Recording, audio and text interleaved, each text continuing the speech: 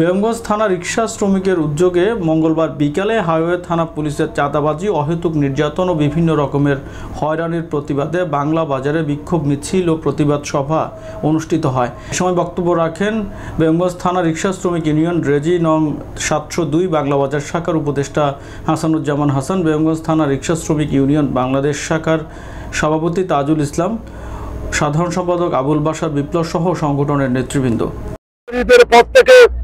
Lakshmipur Chandraganj highway police Bangla বাজার autorickshaw শ্রমিকদেরকে আটকিয়ে দড়িয়ে থানায় নিয়ে 2500 এবং 2600 টাকা করে জরিমানা করে। আমার দাবি হলো অটোরিকশা শ্রমিকদেরকে যদি আপনি জরিমানা করে থাকেন তাহলে অটোরিকশার শোরুম বন্ধ করেন এবং বোর্ডিং পোর্ট করা বন্ধ করেন।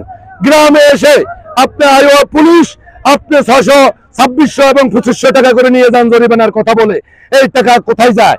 আর আমার দাবি হয়েছে অটোরিকশার শোরুম বন্ধ করেন।